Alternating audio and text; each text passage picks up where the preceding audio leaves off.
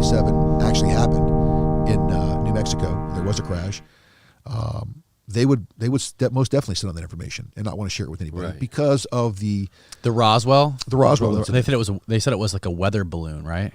They came out after the fact. They came out one day and said, "Hey, now keep in mind, out in the desert there, this was the 509th Bombing Group. They were the only group that was authorized to carry nuclear bombs. They come out one day and said, "Oh, we found a UFO." And they come out 2 days later and go, "Holy shit, we made a mistake. It was a weather balloon." Uh-huh. I know we're the only qualified nuclear group to carry bombs, and we didn't know the difference between a spacecraft and a weather balloon. So that right off the get-go made fucking liars. made everybody think, like, well, wait a minute. Right. Yeah. And then again, now the stories start to come out all these years later. You have the children of the officers that were there, and one of the guys, he's a dentist today. His father brought him home pieces of it. And he said, my dad actually came and got me out of bed and said, "Come out here, look at this. This is from another world." And he goes, "I sat there as a 12-year-old little boy holding these eye rods, these eye beams in my hand and looking at all these different signatures and different designs that were on the metal." Mm-hmm. And he said that I couldn't believe it. And he goes, then my dad came back the next day and said, "Hey, forget all about this. Forget you ever saw these. Don't tell anybody about this. Get this out of the house now." So, then the individual, and I'm kind of drawing a blank with his name now, that actually came out with this report and was seen in Wright-Patterson Air Force, knelt down over I guess I was wrong. It was just a weather balloon. Before, on his deathbed, he came back and said, it wasn't. They made me say that at the time, but I'm on my deathbed now. There's nothing they can do to me. Yeah. They were extraterrestrial beings. There were other people that saw them. They were small. This is what took place. And there was actually more than one crash. He even went to say, as far as what brought them down was radar, because they were working on new radar systems at the time. And he goes, "We brought it down accidentally, but we didn't even know what we were doing." So it's kind of some more cool information. You're like, wait a minute, really? I didn't remember hearing that portion of the story. Yeah, that connects to what Bob Lazar was saying in his, when they said that he talks about the aircraft that or the spacecraft that he was working on. He said it was really small in there. He's like, it would be for someone who was like 4 foot tall, 5 foot tall, like super small person. And they were genderless. They were like bodies that, if I remember correctly, it was almost like they were just cadavers that were just sent there. They weren't actual like living organisms. They were kind of just like drone. And there's more people saying that today. These aren't real entities. They're right. Grown. They're like a robot. They're sent here because they don't have to feed them. Listen, our big issues in space travel. There's no place to piss and shit on one of those aircrafts. That's why these things are genderless. Where do you put the food? To travel billions of light years, exactly. Where do you put all the food? We have those same challenges today. How do you maintain your health? How do you maintain bone mass and muscle mass in a no weight? How do you procreate? NASA was talking about the other night, how do you procreate in space? You can't. Because everything you're trying to do to have a baby is going to be counteractive, and every force has an equal and opposite force, so you're going to be all over the place. Yeah. Listening to him talk about go to Mars, he said one thing we've looked at is we can take your poo, and you can put it in a bag and put it on the sides of the spacecraft because it'll actually block out the harmful rays of radiation. So they said that's one thing you can do with it. I'm like, oh, well, that's but where's the food coming from? Right. How are you going to live for 6, 8, 9 months on that trip out there? Yeah. How do you maintain that muscle mass? How do you maintain bone density? Right. By the time they said they get there, your body wouldn't be able to support the muscle. The bones would be so soft. Right. So, are we going today, tomorrow, back to the moon, whenever? Did we go to the moon? Again, opens up a whole other can of worms. Yeah, definitely. But, when you look back now, they've got a new program. Well, they had a new program in D.C. called AATIP. And it was, let me see here, what did it stand for? It stand for Advanced Aerospace Threat Identification. And the guy that ran the program was a retired veteran from the Marine Corps and got involved with it. And his name was Luis Elizondo. And he ran this for, I want to say, from 2009 to 2014. He's also the one that was responsible for releasing the UFO that the Navies had recorded. So he's the one that actually got the information to release those videos through the Pentagon. And he worked on this AATIP for all those years trying to prove or disprove the fact that these vehicles, these UFOs, these extraterrestrial beings were actually coming to the planet. Right. And so you can find him now online as well as a host of information with regards to black market or black projects across the board. Yeah, Advanced Aerospace Threat Identification Program, AATIP, AATIP, secret investigatory effort funded by the United States government to study unidentified flying objects or unexplained aerial phenomena, UAP. The program was first made public on December 16, 2017. The program began in 2007 with funding of $22 million over 5 years until the available appropriations were ended in 2012. And hardly anybody knew about AATIP. Nobody knew who they were, what their background. I've never heard of that before. But again, very cool. And it's crazy how much money the small amount of money that they dedicate to space research and the science that goes into outer space. I think it's like something around like 5 years ago, it was around $2 to $3 million a year was what the government was allocating to outer space research or this kind of stuff, AATIP stuff. When the yearly cost to run a McDonald's is something like $22 million. Like I say, ridiculous. It's crazy. This is what kind of, again, when I have these conversations with some of the moon, hey, we went to the moon, we did go to the moon. I'm like, well, listen, why are we going back? It's a pretty big deal.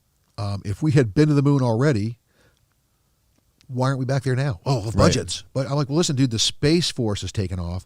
There's more talk now than I've been alive on what's really going on in deep space. Right. I would think we'd already have a base on the moon if we had the capabilities to go there. Right. Or shouldn't we have, or do we, I mean, I don't know if we do or not, or shouldn't we be spending money on developing ways to mitigate the threat of an 8-mile wide asteroid from hitting the Earth? And they're looking at that now. Because we can see them when they're coming. We know when they're coming. Absolutely. I mean, if we know one's going to, we should be developing or spending more money on that kind of research. And listen, they are. Some of the challenges now is, well, how do you make this thing go away? Like Armageddon, right? Do you land on it and drill some holes and put some rockets on it and try to push it? Yeah. Do you use a microwave energy and create enough of a push that you can deflect it?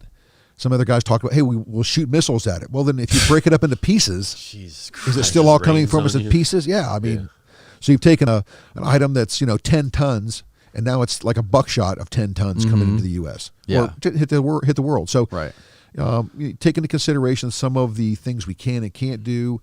Did we go to the moon? If you go and look at some of the different anti-moon people, they call them flat earthers, that don't believe that we went to the moon. Right.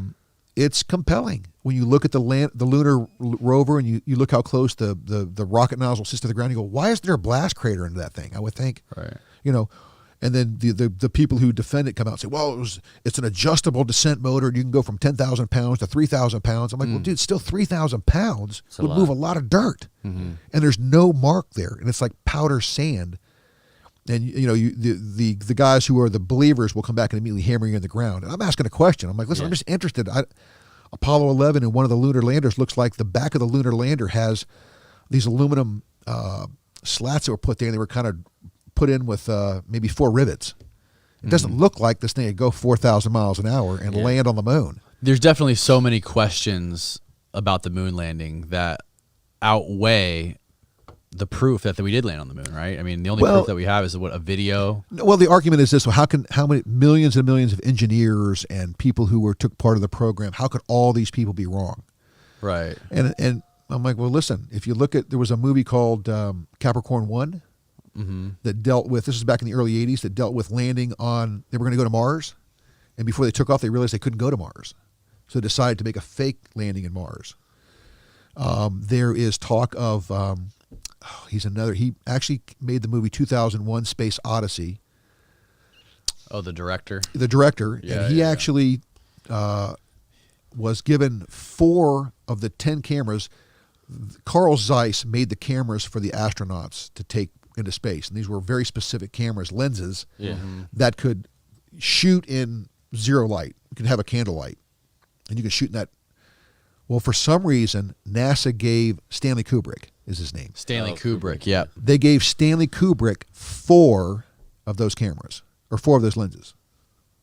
What? Yeah, why? Of the 10 that you made, you gave 4 to Stanley. Why would you give 4 of those to Stanley Kubrick? That doesn't make any sense to me.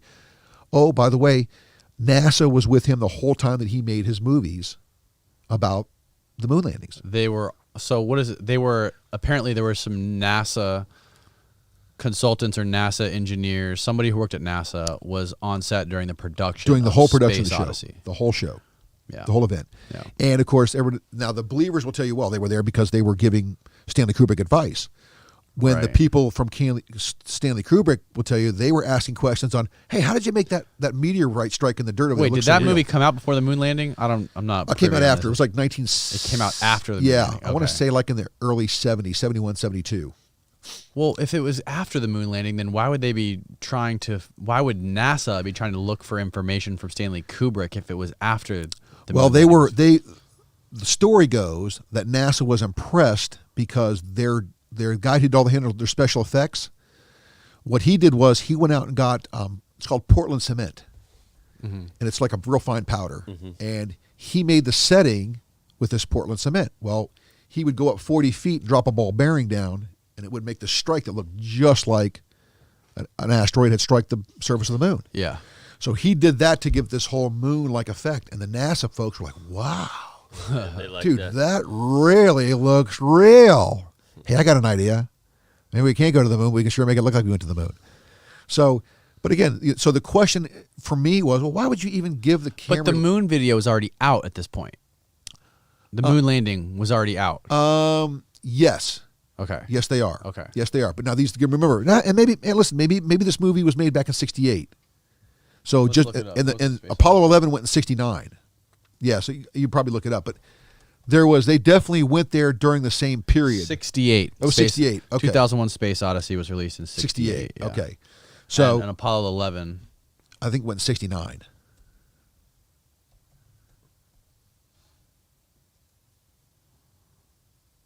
'69. I think it was 1969 that they went there. Yeah, 69. So it just had some strange. There was some strange. Listen, nobody wants to think that the U.S. government is lying about going to the moon. Oh, it's impossible. You can't. Well, I mean, why are we having this conversation then? If it's impossible, and we can't. Right. Why was Stanley? The moon landing was 1 year after Space Odyssey came out. Yep. So that makes sense why they were there, because they were trying to to mimic or make it look figure like, out how they did it so well. bingo. Right. So it's. I mean, listen, and the guys. That's that's not interesting. true. But yeah, I'm like, well, listen. Why would NASA, out of these 10 lenses that were made, give Stanley Kubrick 4 of them? Doesn't make sense to me. They wanted to use the same fucking lenses. They That's- wanted to make the same sort of That's effect. exactly right. So It's interesting. You know, when you start looking at it, then when you start, I started looking at like the astronaut uniform, the spacesuits they wore. Yeah. The suits weigh about 475 pounds. Damn. Okay, now, Astronaut suits? the ones they used on the walk on the moon with. Holy shit. Okay, now that again, now kind of poses a question. I go, well, damn, that's a lot of weight. Well, the atmosphere there is 1/6 of what it is here on the planet. So believe it or not, Right. that's with the astronaut in it. By the way, the suit's actually like 180 pounds, and if you take a 180-pound man, put him in there, you're close to 500 pounds. And when they started looking at the bigger picture, because they said, listen, the man's on the planet, he only weighs 60 pounds when he's on the moon's surface. Well, if you start looking at him real hard and you look at the size of the entrance into the lunar lander, you're like, can that guy really get in the lunar lander in that thing? Can he get out of the lunar lander in that thing? What's the uniform made of? Well, it's got a lot of Kevlar and Mylar in it. Well, I know Kevlar is heavy. Yeah. Dude, so I have had a 60-pound, we did a backpack through the Appalachian Mountains, and I carried a 60-pound bag through the mountains. Right. What's Dude, that feel like? That's a heavy pack. Yeah. So when you listen to these astronauts talk as they're going around collecting rocks, it's, they're singing on the moon, and I'm having a great time out here. Man, I'm not tired at all. I can just do this all day long. Yeah. I don't hear anybody breathing hard. And there's some references to heart rates going up. But listen, when you're working hard, you're going to be sweating. You're going to hear that noise, and you just don't hear that. So again, it's kind of an odd duck thing. Like, really? I would think you guys would be huffing and puffing a little bit more up there. How did you keep the lunar lander, it was almost 375 degrees when the sun was out? And so you got to keep the air conditioning on the lunar lander for a long time. Where's that fuel coming from? It was from a battery. You're like, well, let me look on batteries, and how good did we have batteries back in the 60s? Yeah. They weren't very good in the 80s. Right. Or that small. And they couldn't hold a charge. So you start kind of looking at the ducks, and you're like, well, if it looks like a duck and it quacks like a duck, is it really a duck or is it something else? because I'm going to go with it. It's the fact that it's a duck. But, again, taking into consideration, you look at everything that's going on, and today... Yeah, that thing looks so flimsy. It looks like it's made of tinfoil. Dude, it's and there's actually a video where a guy comes out and kind of makes fun of the whole thing. And I'm looking, I'm like, he makes sense. Yeah. And the believers, man, will come out and just blister you with regard to, I can't believe you're un-American and blah, blah. And believe it or not, a lot of these guys were even from Brazil. Is it considered un-American to question the moon landing? The people that I talked to said it was. Jesus now, the funny part was that most of these guys were from the UK. I'm like, so why do you guys have a dog in this fight? What do you care if you went to the moon or not? Well, it's ridiculous that you would think that you didn't. No, you didn't answer my question. Why does somebody in the UK care about what we did on our space program? It's kind of bizarre to me. Yeah. I would think you'd be, one of the guys maybe at NASA who retired from there, and I'm going to tell you why it's not fake. Yeah. Well, it all goes back to that thing. People just want to look for things that reinforce what they already believe, or what they're already looking for. I agree. I think that's exactly what happens. But again, when you take into consideration these events from AATIP or Skinwalker Ranch or the U.S. Navy that are taking place, or like I say, listen, if you talk to somebody, usually they've got kind of a story that's kind of paranormal that may incorporate something else. Like, I've never seen a ghost. I don't know if I necessarily believe in them or not, but I haven't seen him. I got other friends of mine who've seen him and said, "Oh my God, scariest thing I ever saw in my life, most terrified I've ever been." And I try to figure out, why haven't I seen one? Why? What's the difference? Is it you're not taking the right kind of drugs? That's the problem. I knew it.